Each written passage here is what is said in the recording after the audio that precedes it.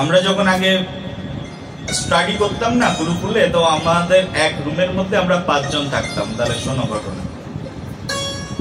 কিন্তু ওই আমাদের যে তালা চাবি আছে না, ওই রুমের যে তালা চাবি কিন্তু তার মানে চাবি দেওয়া লাগে না, এতে শুধু ওর তালার মধ্যে 1 2 3 4 5 6 7 লেখা রয়েছে, নাম্বার করা রয়েছে। তো আমরা জানি শুধুমাত্র আমাদের রুমের নাম্বার কত, এই তালার নাম্বার কত, এই 5 জনই জানি। এই 5 জন আবার একজন আর একজনকে বলেছে, এই শোনো, অন্য কেউ যেন জানতে না পারে এই পাসওয়ার্ড, কারণ আমরা 5 জনই থাকি, আর কেউ যেন না জানতে পারে। তার কারণ কি বলি, 5 জনের বেশি জানলে কিন্তু আমাদের ঘরের ভিতরে ল্যাপটপ আছে, ফোন রয়েছে, দামি দামি জিনিস আছে, কারোর কিছু যদি অন্য কেউ এসে ঘরের মধ্যে প্রবেশ করে, সেই জন্য আর কেউ জানবে না, 5 জনই জানি।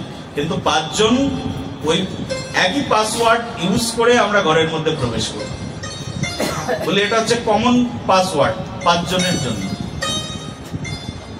তেমনি ভাবে বলে ভগবান শ্রীকৃষ্ণের কাছে পৌঁছে যাওয়ার জন্য এক গ্রহ থেকে আর এক গ্রহে যাওয়ার জন্য একটা কমন পাসওয়ার্ড আছে। সেই পাসওয়ার্ড কারা জানেন? বলি কমন কিছু লোক জানেন, যারা এই ঘরের অধিবাসী, ঘরের মধ্যে যারা থাকেন তারাই জানেন। বলি ভগবানের কাছে যাওয়ার জন্য একটা পাসওয়ার্ড আছে, সেই পাসওয়ার্ড কারা জানেন? অন্য কেউ জানে না। কিন্তু কারা জানে? বলি যারা কৃষ্ণ মন্ত্রে দীক্ষা নিয়েছেন তারা জানেন, অন্য কেউ জানেন না। প্রেমছে বলো।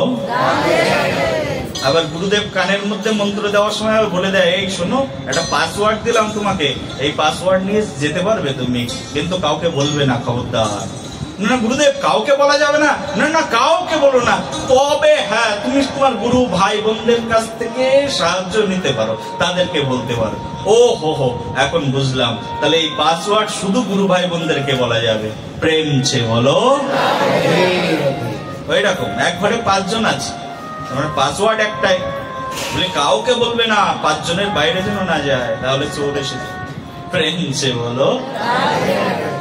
ওই রকম ভগবানের কাছে যাওয়ার জন্য পাসওয়ার্ড আছে, কিন্তু পাসওয়ার্ড সবাই জানে না। কারা জানে? বলি স্বজাতীয় জন জানে, যারা এক ঘরের মধ্যে বাস করি তারা সবাই জানে।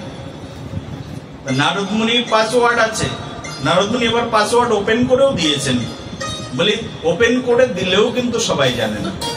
কারা কারা জানে? বলি যারা নারদের জন তারা জানে। বলি যারা নারদকে জানে তারাই জানে। নারদকে কারা জানে? 12 মহাজনের মধ্যে একজন হচ্ছেন নারদ মুনি। জানেন কে তাকে? বলে তাকে যিনি জানেন তিনি হচ্ছেন সাধু। সাধুরাই নারদ মুনিকে জানে। আর নারদ মুনি বিনাই কি নাম কীর্তন করে শুধু সাধুরাই জানে। বলে এটা নারদ মুনি কি গায় জানো তো? কি গায়?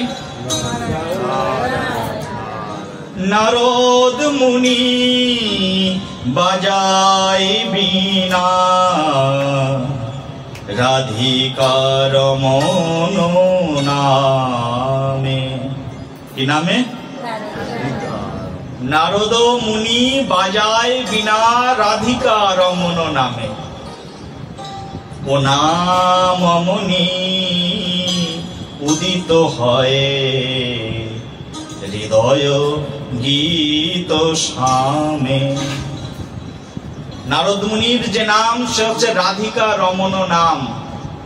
নারদ মুনি তো নারায়ণ নাম আশ্রয় করে বিশ্ব ব্রহ্মাণ্ডে ঘোরেন, কিন্তু হৃদয়ের মধ্যে নারদ মুনি বিনা যন্ত্রে যে নাম কীর্তন করেন তার নাম হচ্ছে রাধিকা রমন। বলো রাধা রমন লাল কি। রাধা রমন দেখেছো আমাদের মন্দিরের মধ্যে? হ্যাঁ, কেমন লম্বা লম্বা চোখ, গোল গোল চোখ করে তাকিয়ে আছেন সবার দিকে, আবার চোখ দুটো টানা টানা। কিন্তু রাধা রমনের চোখের দিকে তাকালেই রাধা রমনের প্রেমে পড়ে যাবে। বলো রাধা রমন লাল কে। আমার ঘরের মধ্যে যাবে, ঘরের মধ্যে যেয়ে দেখবে ওখানে রাধা রমন লাল একেবারে দাঁড়িয়ে রয়েছে, হাতে বাঁশি নিয়ে। নারদ মুনি বাজায় বিনা রাধিকা রমন নামে। সেই জন্য এক গ্রহ থেকে আর এক গ্রহে যাওয়ার জন্য আমাদের অনেক কিছু প্রসেসিং করতে হয়, কিন্তু নারদ মুনির কিছু প্রসেসিং করা লাগে না, যে কোনো জায়গায় যেতে পারে। তো ভগবান তিনি ইচ্ছা করলে যে কোনো জায়গায় যে কোনো মুহূর্তে অবতীর্ণ হয়ে যেতে পারেন। প্রহ্লাদ বলছেন, তার বাবা হিরণ্যকশিপু বলছেন, এই তোর ভগবান কোথায় থাকে? বলছে, বাবা আমার ভগবান তো পৃথিবীর সব জায়গায় থাকতে পারে, জলে থাকতে পারে, স্থলে থাকতে পারে, বন্দরে থাকতে পারে, মানুষের দেহের মধ্যে থাকতে পারে, পশুর দেহের মধ্যে থাকতে পারে। ভগবান থাকতে পারে না এমন কোনো জায়গা নেই। বাতাসে থাকে, পরমাণুতে থাকে, থাকে না কোথায়? আচ্ছা, অনালয় অনিলে চির নবনীলে ভূদর সলিল গহনে, আচ্ছা বিটপিলতায় জলদের গায়ে শশিতার কায় তপনে। ভগবান তো সব জায়গায় আছে। বলি স্তম্ভের মধ্যে আছে? হ্যাঁ, এই স্তম্ভের মধ্যে আছে? বলি আছে। বলি স্তম্ভের মধ্যে যখন ভগবান আছে, তোর ভগবানকে এখনই মজা দেখাচ্ছে। হাতে অসিপত্র নিয়ে একেবারে চড়ছে, পদাঘাত করে দিলেন, এই ভগবান বের হয়ে যা আমার সামনে। ভগবান সঙ্গে সঙ্গে বের হয়ে আসলেন। ভগবান যখন বের হলেন স্তম্ভের মধ্য থেকে, ভগবানের নাম হয়ে গেল নরসিংহদেব। বলো নরসিংহদেব ভগবান কি। ভগবান নরসিংহ মূর্তিতে বেরিয়ে আসে।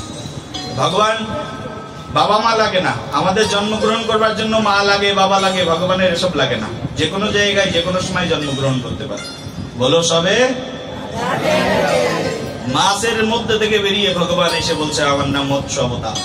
বরাহের মধ্য থেকে বের হয়ে বলছে, আমার নাম বরাহ অবতার। পারবে তুমি?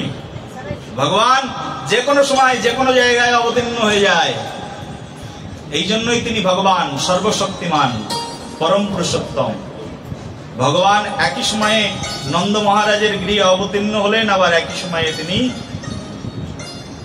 দেবকী মাতার কোল আলো করে অবতীর্ণ হলেন।